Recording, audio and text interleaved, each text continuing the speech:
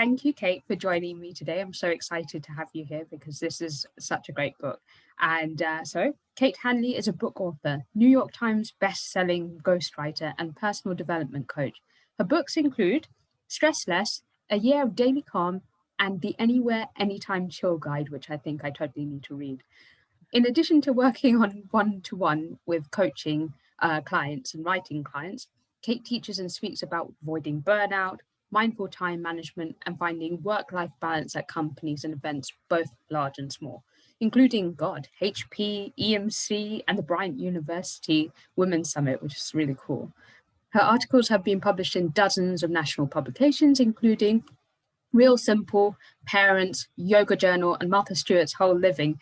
And she's been quoted in the Harvard Business Review blog, the New York Times, and Fortune.com. And I'm not even going to mention the Today Show what incident which you've mentioned a few times in your bio, which I think is flipping hilarious. And this book is How to Be a Better Person, which obviously is like, I think, the guide for everyone to go to, because there is so much packed in one book. I thought, whoa. But I was like, I need to unpack this with you for sure. So first of all, what made you want to be a better person? And would you say you've reached that kind of optimal stage? Oh, goodness.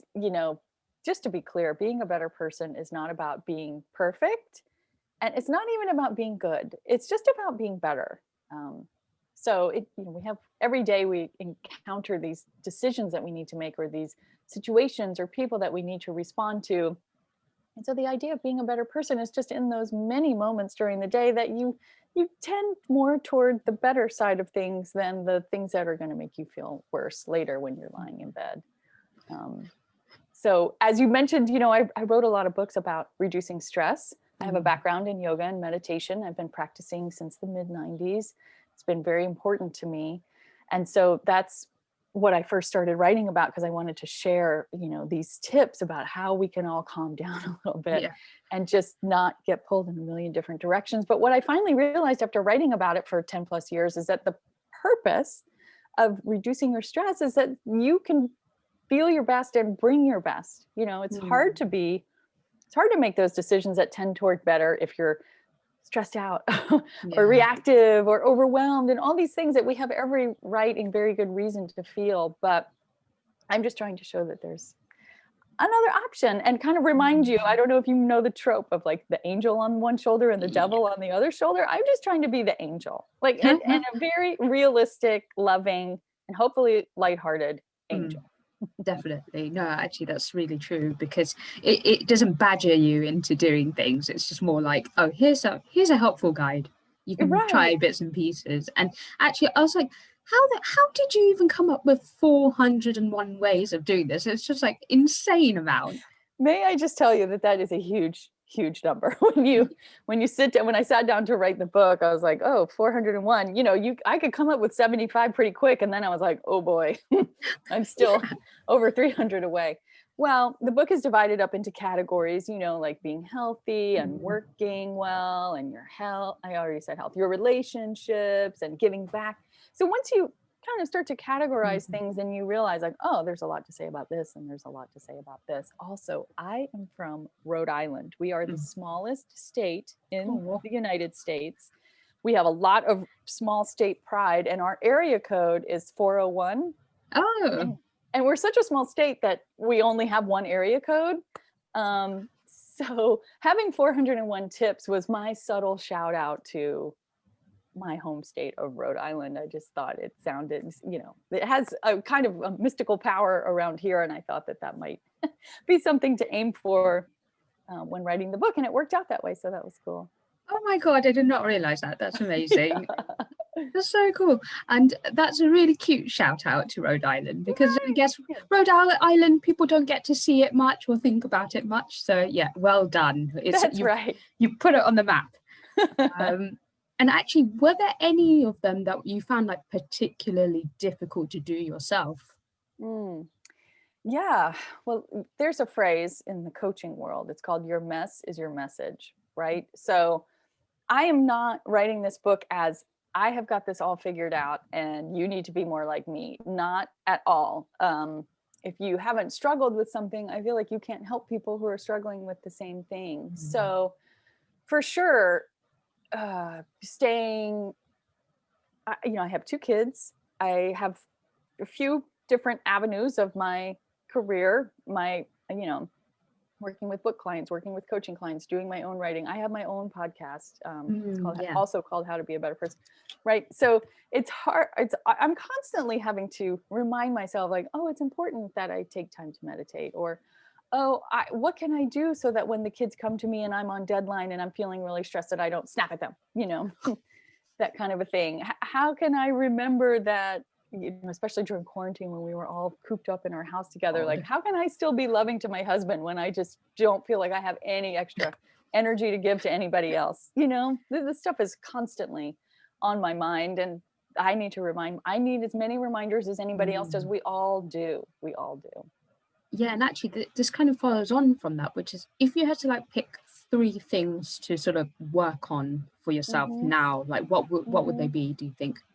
Well, I'm really going through a reassessment of work. I think a lot of people are after the pandemic. And I don't know if it's just a States thing. I don't think it is, but in the United States, we're very hyper-focused on productivity. And, I'm really trying to consider how much of my time, energy, attention do I want to be putting toward work? And if I'm going to reduce that, how am I going to keep it so that I'm making the money that I want to make and I'm making the difference that I want to make and all these kinds of things. So, just kind of a daily check-in on priorities is something that I'm really focusing on, and not from a ego, how much can I get done today type of a thing, but more of a like, what really matters. That's a constant practice because it's hard to say no when something cool comes up, right? You're like, oh, I really want to be able to do that. So that's one. The other thing that I'm really working on and kind of mixed results is meditating. I got in a really good run there at the beginning of the year, and then I went on holiday a couple of weeks ago, and it's, a little disruption to your daily routine, and things can suddenly like fall away that you thought were pretty solid. So that's something I'm working on. And sleep. It's hard to sleep in the summer, I find, with all the light. 100%. Yeah, and the heat and so much going on. And so I really am like trying to focus on ways to support myself to get the rest that I need, because everything is easier when you are well rested. Yeah, including being a better person. Yeah. That's so true. And actually, you mentioned something which I think I have exactly the same issue with, which is I have a tendency to get a piece of advice and then do that piece of advice. But as people are telling me things to do, I end up like kind of burning myself out because I'm trying to do so many right things, and then and everything ends up being like a should. And so, how do you pick and choose the best advice? I'm so glad you mentioned that, because I mean, even I worried about that, putting 401 tips in a book. I didn't want anybody to feel like they had a to-do list of 401 extra things on it. So I really think that, first of all, the number one rule of stress relief is that you can't let it stress you out. We all have to be really gentle with ourselves in terms of, like, this morning I had all these plans about how I was going to work out before you and I met. And it just didn't happen. It just didn't happen. I did take a shower. I did do a little gardening, but I did, it's stuff that I'd been meaning to do and needed to do. But this other thing didn't happen. And part of me was like, oh, bummer. Now I'm going to have to fit it in later. And I was just like, you know what? I could just extend myself some grace and be like, okay, well, let's try again tomorrow. I think that in terms of, it is helpful to kind of think about what's weighing on me the most, because you want to have compassion for yourself. So take care of the thing that's niggling in your brain.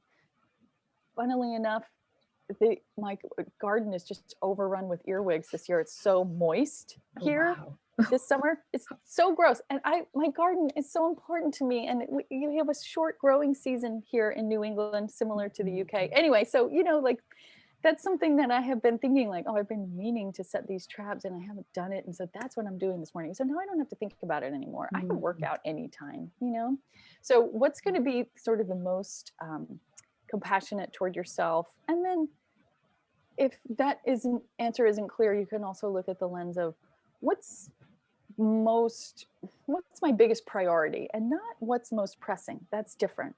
What's urgent and what's important sometimes are the same thing, but a lot of times they're not. So I find if you can focus on the thing that's important, that the stuff that's urgent is going to take care of itself. Interesting. Ah, okay. And I'm very deadline oriented, so this is hard for me. You know, I've worked as a journalist. I have 5 podcast episodes a week. Like, give me a deadline and I will meet it. So that can mean that sometimes the important stuff just doesn't get the attention that it needs. So I think a helpful question to ask yourself when you're trying to figure out, like, I'm feeling overwhelmed, I have all these things to do and I don't know what to do. Ask yourself, like, what's important for me to work on today, or for me to pay attention to today, which to devote some energy to today. Even the language that you use, I think, can be helpful in helping you figure out what you want to do, what you need to do. Actually, does it matter that something might not be as regular as you want to do it? Like, you know, if I have exactly the same issue with the meditation, where people have drilled in my head, like, you must meditate, you must do loving kindness meditation, you must do, you know, this kind of meditation, gong meditation, like so many different kinds. And then I end up like spending like 3 hours of meditating and not actually enjoying it anymore. So, yeah. So I was just wondering, like, can you kind of get away with just doing it when you kind of want to do it rather than doing it all the time? Right. Oh, you know, there are a few principles that I try and keep in mind, and I need to actually write them down because right now they're only up in my head. But one of them is, some is always better than none. So I think that if you can meditate pretty regularly once a week, that you should feel good about that. You shouldn't feel bad about that, because some is better than none. Or, you know, if you can meditate for 5 minutes at a time instead of 3 hours at a time, 5 minutes is great. You know, if you actually allow yourself to have an experience with something that feels good, then you're naturally going to want to do more of it. It's like people who haven't exercised in a long time and they go to the gym for the first time and they're like, oh my God, I have to make up for all this lost time. I'm going to like bench press all this weight and I'm going to run. And then they can't walk for 2 weeks. Guess what? They're not going to want to go back to the gym, you know? But if you go to the gym and you walk on the treadmill for 20 minutes and then you're like, whew, good job, I'm out of here. You know, you'll be more inclined to do that again and more frequently. Yeah, I think we have to give ourselves more carrots than sticks. Yeah, I know, you definitely said that. And I was just like, yeah, it's so hard. It's so easy to kind of punish yourself. And actually, I was just wondering, how do you stop that kind of inner voice and the inner niggling of the critic, as you said? You know, it's so hard. Well, first of all, it's a practice that lasts a lifetime. I am sure the Dalai Lama has to like check his ego, you know?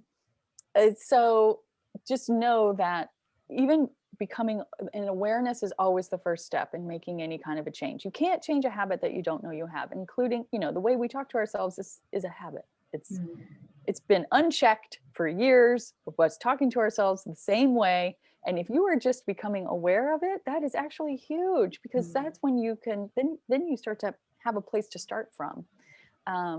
So, and this is what meditation teaches us too, is that when we start thinking, we don't say, stop thinking. Oh, thinking is bad. You know, you just notice that you've started thinking and you return to whatever your chosen focus in is. You mentioned a lot of different kinds of meditation. You could go back to your loving kindness recitation. You could go back to listening to your breath, what have you.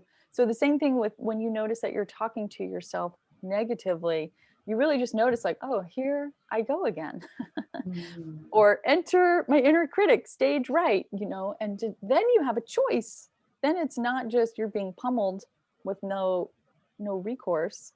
Now all of a sudden you're hearing the way that you're talking to yourself and you just notice it. And you may not feel that you have any option in that moment. First of all, just know that you've already taken a huge step. But then I like to think about whose voice I want to replace that with. Yeah. So is there somebody in your life who was particularly loving to you? Was it a family member? Is it like the inner dialogue that you imagine coming from your pet? You know, Is it someone is it some figure in pop culture like Glinda the Good Witch? You know, in that moment when you kind of notice that you're being really mean to yourself, you can think like, well, what would my dog say? Or what would Glinda the Good Witch say? Or, you know, what would my dear grandmother say? Kind of a thing. And then you can give yourself a different experience. And again, when something feels good, then you're naturally going to want to repeat that later. Yeah, but it's a tough one. I mean, it's a tough one. And also the inner critic is there for a reason. Like it has learned, it has absorbed every lesson in your life about things that have kept you safe. And it's trying to continue to keep you safe. But that means that anything that's outside of the norm, anything new, any new habit you're trying to build, or any situation that feels high stakes, it's really going to jump in there and try and clamp down and be like, oh, you have to do this right. You have to stay safe. And now we're adults, you know, now we know the drill somewhat. And so you can just also be like, thanks for your opinion, but I got this. Yeah, totally. And actually this kind of ties into this, which is the idea of perfection, which is how do you stop perfection or sort of like patterns of behavior from self-sabotaging you? Right. I think some of us have this more strongly than others, but deep down, I think we all want to do a good job, right? And so then we start to equate good job with perfect job. So when you kind of notice that you're having these high expectations for yourself, you just need to remind yourself that there is no such thing as perfection. I just ordered something in the mail from like a online seller, and she sent me a sticker along with what I ordered, and it said, it's a curse word. Is that okay? Oh yeah. Yeah. The sticker says perfection is bullshit, you know, and I just kind of hung it up above my computer. We all need these. We need these reminders.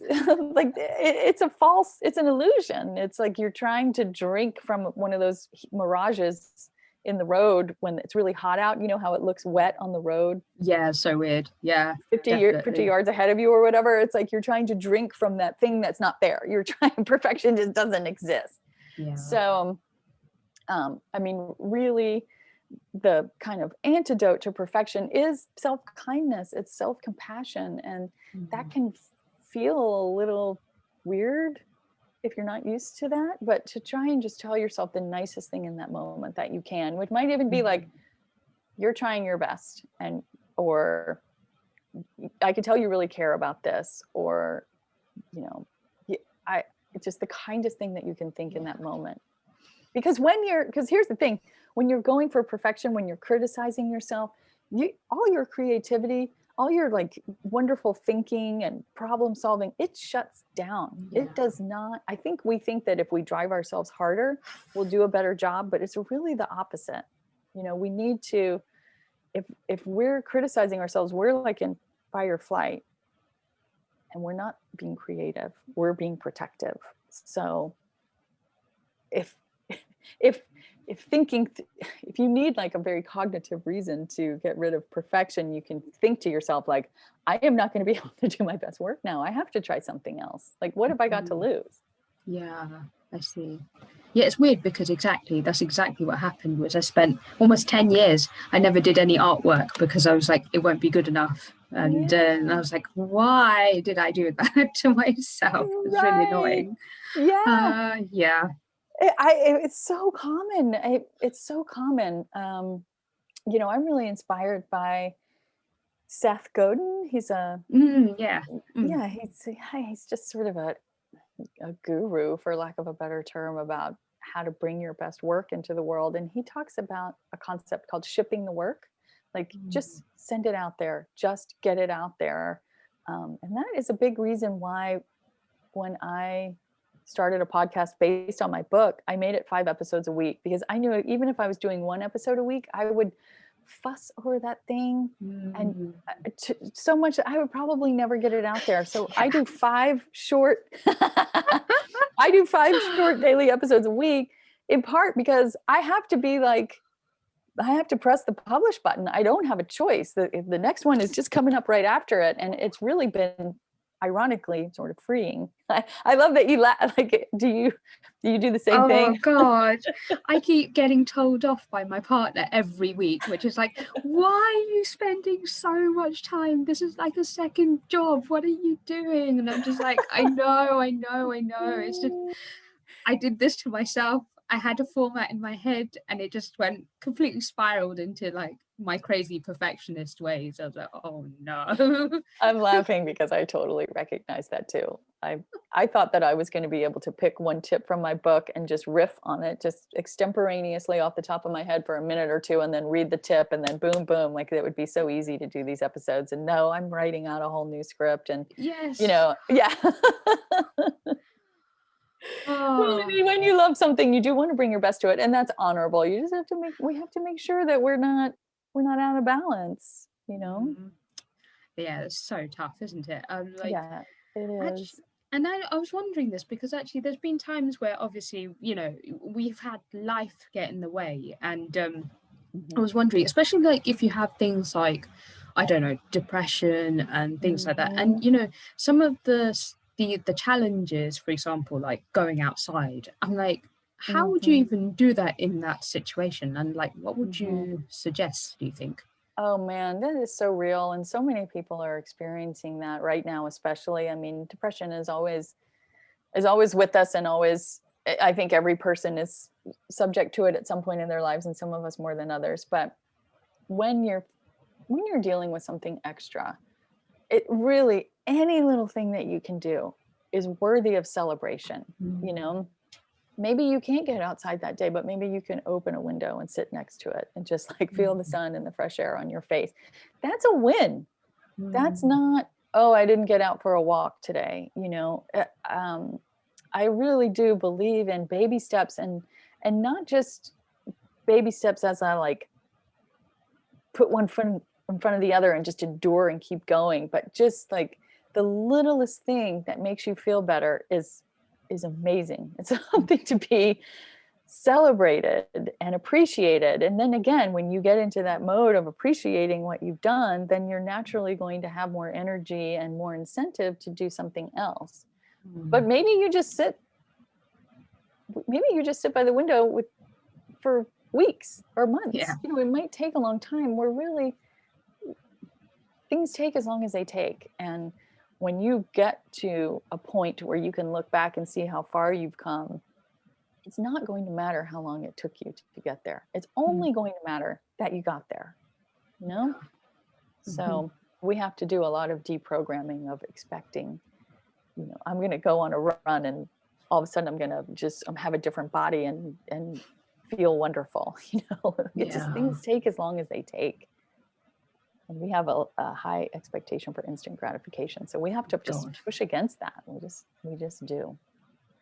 Yeah. And if you can't do it for yourself, find someone who you could call and be like, I sat by the window today. I sat in the chair with the window open, and they can be like, how wonderful. That's great. If you can't do it for yourself, there's probably, because we tend to talk to ourselves more meanly than anybody else in our life would. Yeah. Definitely. You wouldn't do that to anyone else. It's crazy. No. Sometimes when I hear my daughter's like self-critical thinking, I'm like, stop talking to my daughter that way. I love her so much, And she's like, what? It scrambles her brains a little bit because I'm kind of talking to her in the third person, but don't talk about my friend that way. That is exactly what I do with my partner. Yeah. Completely. Because he does that. He'll swear at himself and call himself all sorts of terrible names. And I'm just like, no, not having it. Yeah. That's great. Yeah, we all do it. That's the other thing. Yeah. I mean, being a person, when you're talking about being a better person, well, you have to remember that the definition of person already is flawed. Yeah. So we're just a wonderful kind of combination of messes. So we just have to accept that about ourselves. Definitely. And actually, this one I think was particularly difficult, which was, as you were mentioning, like expectations, when, for example, I used to be super fit actually, and then I was diagnosed with a condition which means I have limited mobility and things like that. So I, like all that stuff that I really wanted to do is like, I love walking and getting out and stuff, but it's so much more difficult now. So like, what would you recommend for people who do maybe have like mobility issues to start kind of still move forward without, getting kind of bogged down in the expectation of the old identity? Right. And that is so hard. And my heart really goes out to you. You're the second person that I've talked to this week who's mentioned their mobility issues. And, I would say, well, first of all, there are all these really important, wonderful things for our body that we tend to give short shrift to when we're out and about, moving in a million different directions. Things like stretching. Yeah. Things like lying in shavasana or lying in something called constructive rest, which is just an amazing restful position from the Alexander technique. Those things are so healing to your body. Things like breathing, just doing 5 minutes of abdominal breathing. We don't have to be going for the burn for our bodies to be benefiting radically from things that are very, very gentle. Anytime you can get into that physiological state of relaxation, when your parasympathetic nervous system is activated, which rules the rest and digest functions, as opposed to the sympathetic nervous system where most of us live, that rules fight, flight, or freeze. That's when you can heal. That's when you detox. That's when you process things that have happened. And honestly, when we're moving around in a lot of different directions and going on walks and being out of the house all day and that kind of thing, we're not doing that stuff. And it's much to our detriment. So perhaps this is the perfect opportunity for you to really dive into that stuff. It's going to help you in so many ways. And, breathing, we don't even pay attention. We don't think much about breathing because we do it involuntarily, but there are many muscles involved in breathing all throughout the torso, the muscles, the intercostals in between your ribs, the diaphragm, all the core muscles. I mean, it's quite a workout and you don't have to go anywhere. Yeah. And I feel like the more we can meet ourselves where we are and honor that, then I don't want to say the more quickly, but the more efficiently we can kind of get to the next state. We can move through those challenges more by honoring them and respecting them and looking for the opportunity within them than trying to barrel past them, because they'll just come back around in a different form, probably more intense, and we don't want. No, I've had a fair few relapses by overdoing it. So I totally understand. It's trying to move too quickly ahead without actually. It's hard. Patience with yourself, I think, is very difficult. It is. It really is. And actually, this is something I found as well, which was it was an interesting point, which is like, stop worrying about everyone else. And I was wondering, how do you deal with someone always worrying about you? That is really hard. That is really hard, because a lot of us have family members who it's almost like they're professional worriers, right? And their worrying is how they say, I worry because I care. And it's true. The caring is there. It's not that they don't care. However, worrying is very disempowering. Worrying basically says, I don't think you can handle this. Well, I think if it's possible, you can have you can address it pretty directly and say, I know that this is coming from a place of caring for me, and I appreciate your caring so much. The best way that you could support me is to believe that I can figure this out. And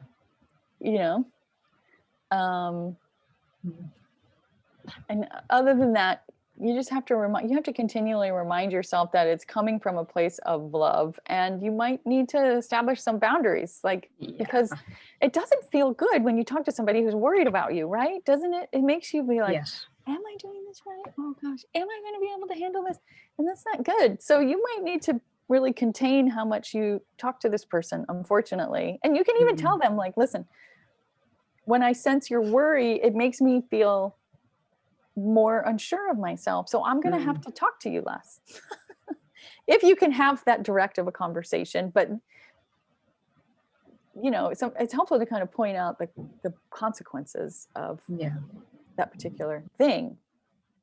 Or you can just, decide your boundaries and enforce those boundaries, and probably they'll start to figure it out and they'll try and come at it some different way, hopefully. But yeah, that's challenging. And it's also it's easy to worry about your partner or your friend or something else. So it's also a good lesson to remind yourself, I need to also not worry about other people. Instead of worrying about them, I'm going to send them my best. I'm going to envision them, succeeding, being fine, figuring it out, learning the exact lesson that they need to learn that maybe I can't perceive that they need, but I'm going to trust that it's there. Yeah, that's so true. Yeah, that's so true. Oh, yeah, we're all guilty, isn't it? Sometimes of not letting go. For sure. And actually, this this is similar to this, because this, the last chapter on sort of giving things away and just. And the thing is, I try my best to be more like less consumerist. I'm trying my best to be like, I only ever buy secondhand clothes and things like that. Yeah. My partner is like the total opposite. So he will just be totally consumerist, always looking at magazines for tech, and Amazon is his favorite app. And he's my husband's long lost brother. So yeah, exactly. So how do you deal with you trying to do all these things, but at the same time living with someone who does the total opposite? It's challenging. It's so hard. Also, I mean, in your partner's defense, it is easier to be consumer minded and to buy constantly than it has ever been. I mean, you can't even scroll through your social media feed without seeing 3 things that your brain says, "Ooh, maybe I need that." Yes. We used to only shop when we went into stores, and maybe at home if we looked at a catalog, and then, and then that is true. And then you signed up, then we started shopping online, and you would get signed up for everybody's newsletter. So then you started shopping in your inbox. And now it's not just in your inbox, it's everywhere you go. And that thing you looked at will follow you from site to site to site. So God. We all need a lot stronger muscles than we needed before. So, I mean, the first thing to do is to kind of contextualize your partner's buying or just tendency to buy stuff. And then, this is a challenge. And we have to just also appreciate our partners for being the opposite of us, because there are times, I don't know about you, as someone who also is trying to be mindful of consuming less and buying secondhand and that kind of thing, I can resist buying something that we truly need. Yeah. And my husband will be like, well, let's just get it, click, and then it comes and we actually need it. And so I kind of need that. So I try and think about how can we kind of, temper each other, and that's going to ultimately be for the best. But at the same time, I do try and share. And I think women feel this differently than men. I don't like to be too gendered, especially in today's world, or stereotypical. So I take that, throw it out if it upsets you. But I do think that I tend to see clutter as it's overwhelming to me. It tends to affect my emotional state. I'm more focused on keeping the home feeling tranquil. I'm more focused on making sure that we're living within our means, and not overspending, that kind of a thing. And I think that our partners sometimes don't recognize the emotional reaction that we have. And so we have to share that with them so that they understand. Yeah. Sometimes, just the other day, I said to my husband, I was like, no more gadgets. I try and be very tolerant and understanding. And if he's buying stuff that's related to his passions in some way. This is so weird. It's exactly the same, right? Yeah. Exactly the same. We have 3 3D printers. Oh my God. Guess how many get used in any given month? Yes. 0. Mhm. So, there are also opportunities. We went to one of our first parties post-pandemic. It was outside. It was lovely. We were talking to people that we'd never met before. It was amazing. And so we were kind of, it's funny. I realized that that's such an opportunity when we're talking with other people. It's such a kind of opportunity to talk about your stuff without it being so direct. Mm. We were chatting with someone and they were asking what my husband does, and he's a very creative person, and they're like, wow, you must be so cool. And then I'm like, yes, because ask him how many 3D printers we have. You know what I mean? And it was fun, and it was light, and so we have to find these fun light opera situations Yeah. where we can sort of talk about this stuff too. And every Mm. once in a while, you might just need to say no more gadgets. Like, let's just put a moratorium on gadgets for 6 months. We can revisit. Are you into that? Yeah, totally. Because Oh, there's it's just nowhere to even put them. no, there's nowhere to put them. Exactly. I'm like, literally, I made him like on his day off. I was just like, right, we're clearing the place. This is just ridiculous. There's so much stuff, and I was like, your shoes are everywhere. Now pick a shoe, keep one shoe, and so yeah, we just went to the dump, and we're just like, here's what we're going to donate. I was like, tell me Yes. what you'd like to donate. We're going to donate the duvet, the sleeping bag. And he's like, really? I don't mind. Let's just get rid of it. I was like, no, we're donating it. We're recycling. And, Yes. I'm trying so much harder to try and be like, we've got to do better, Right. for our planet. But he just doesn't get it in the I same know it's way. hard. Well, again, you have to celebrate the baby steps. You just have to, any little movement in something that's kind of ingrained, I think is something to be celebrated. I think you're right. We've grown up differently. I'm sure it's the same with you and your Yes. partner, isn't it? So it's like you forget that they're coming with the different context, isn't it? For So sure. Yes. yeah. Also, there's something here called Buy Nothing. There are these hyper local Facebook groups where if you have something that you don't want anymore, you take a picture of it and you post it on the Facebook group, and multiple people will want it generally. Like that sleeping bag. Oh my God, so many people would want a sleeping bag. And they will come to your house and take it away. Really? Yes. Where It's have your I neighbors. been? Yeah, I Yeah. know. Someone told me about it a few months ago, and I mean, it has enriched my life. I just love that these things are being put to use. That just Yeah. Oh soothes my my soul. God. Yeah. So Oh people, like a God. specific person says, I actually need that, and they demonstrate their need by coming and taking it from you, That and is amazing. it's pretty cool. Because we have like an app that's kind of similar called Spock. Uh-huh. And Uh-huh. I'm like, you might never ever get a response. That's the problem. You put Oh, something I on see. there, and like Yeah. 1,000 years later, it's still there. So I was just like, Right. Yes. Yeah. yeah, There's something. There's something out there. I'm guessing that where there's some action, because I'm delighted and surprised by how many people are on there actively giving yeah. stuff. Yeah. Yeah, I definitely need to do that. So I will check it out afterwards, actually, because yeah, that's so true. And this is probably one of the most difficult ones, which is obviously trying to do all these things, which is how do you actually commit to Mhm. changing? Right. That's a really good question. I think that,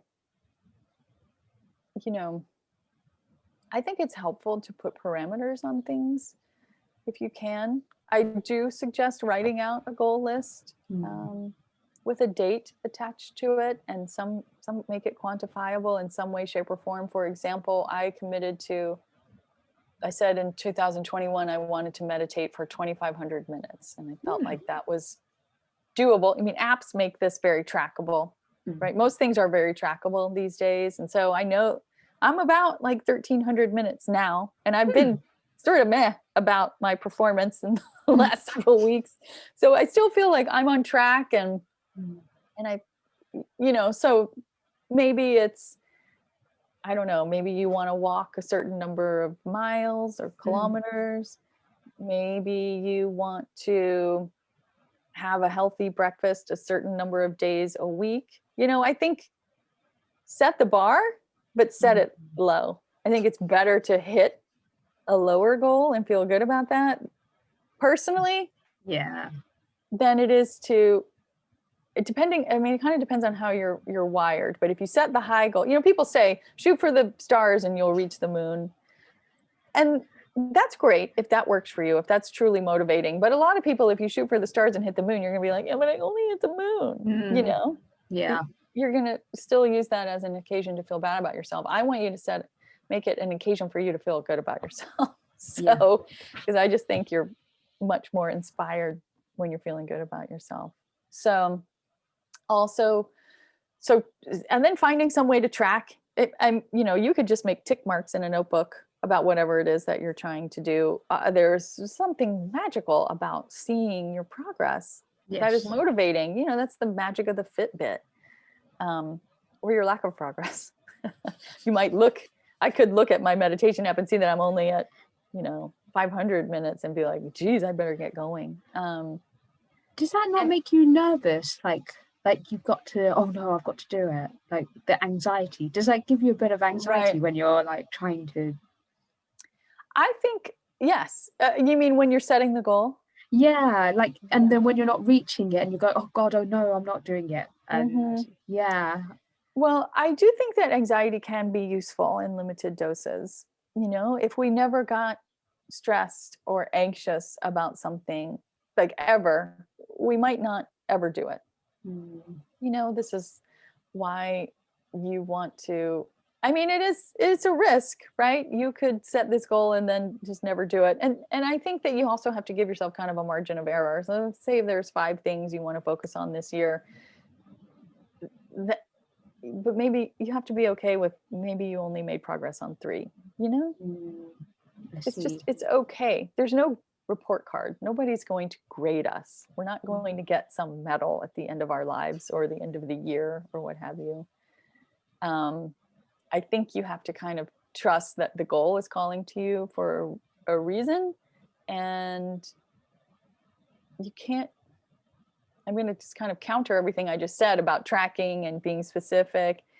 You have to trust that maybe there's something totally different that goal is here to teach you. It's not going to be measurable. Maybe you're going to meet someone at the meditation class that you signed up for that you don't actually end up becoming a meditator, but you met that person, and still going up to that goal was enriching, I see. And finally, it's very helpful to share what you're working on with somebody else, and they can just ask you about it.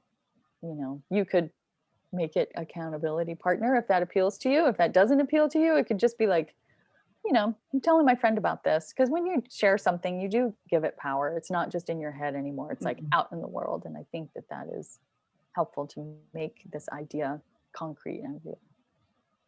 Definitely. I'm like, this podcast is the accountability. There you go. I'm just like, oh God, if I don't release the episode, I'm like, that's right.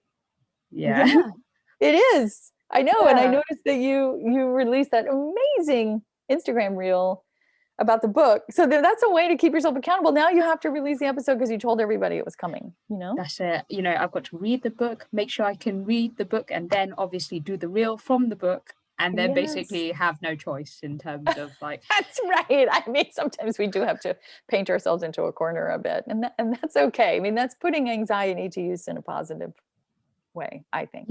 I'm like, because I'm terrible at sticking to things. That's always been a lifelong problem, and so it all started because I was terrified of public speaking. So I thought, okay, I'll use this podcast as a way to kind of teach myself.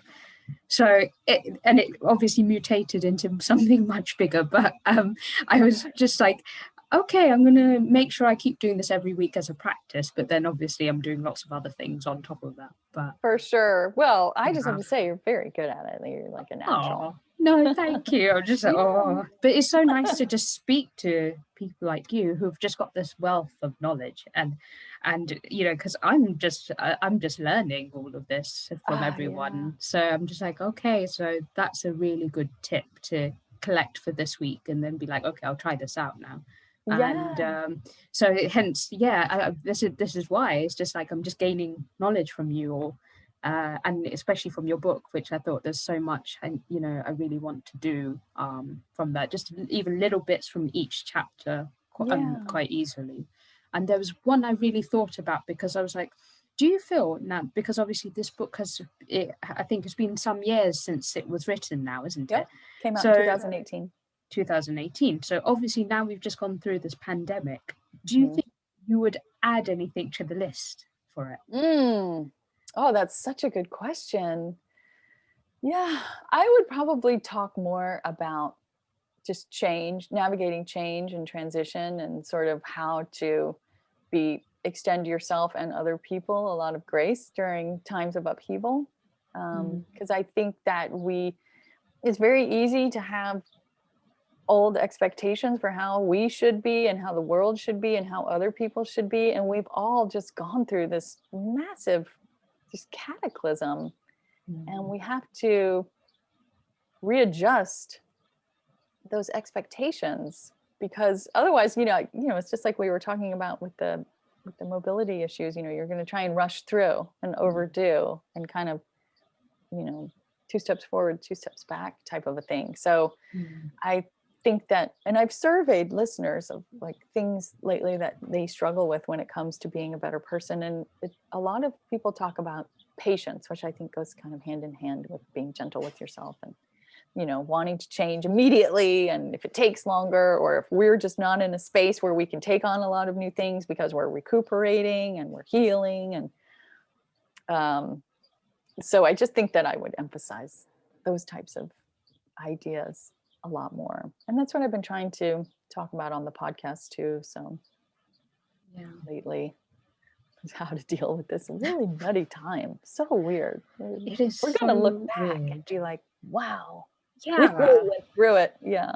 Like our grandchildren and stuff will turn around and be like, whoa, were you alive during that time where you were all stuck indoors? And sure, what was that like? Yes. Yeah, it's nuts. I'm like, and it's still weird to even think about that this is still happening. It's I know, really odd. It is. It's still here. I know. We're all ready to be done.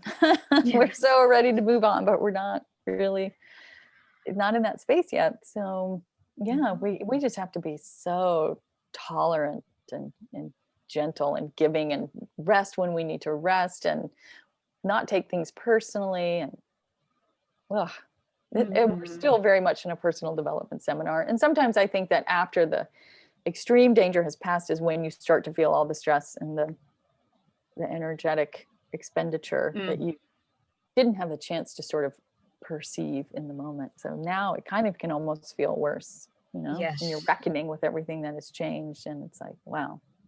Yeah, 100%. You see people running into like bars and clubs and you're like, oh, no, we're not there yet. For sure. I think we're also pent up. Yeah, it's also a bit of a very erratic energy out there. So definitely. Any last thoughts, Kate? Just if you're listening this far, I thank you for caring about being a better person. Any little thing that you do matters so much, not just to yourself, within yourself, and it absolutely does matter and can help you feel better. But the most powerful way that we impact others is through our example and through our energy. And you doing something, taking some steps, making some commitments to being better is going to influence people around you, even if no one ever says, thank you so much, you really influenced me. Sometimes people will say that, but they may never say that, but it's still very, very much happening. So, you're doing it for yourself, but you're also doing it for the people in your orbit. And, if we all collectively just shift in these little ways, I mean, that adds up to massive, massive transformation on so many different levels that can impact our planet, that can impact the well-being of other people. So I want to say thank you and keep going. No, thank you, Kate. Really appreciate it. Excellent tips. And yeah, I will be being much more patient with my partner as well. And and yes, so I'm glad that I'm not in the only person in this boat. So yeah. Oh my goodness, no, not at all. It's hilarious. You could be talking about my household.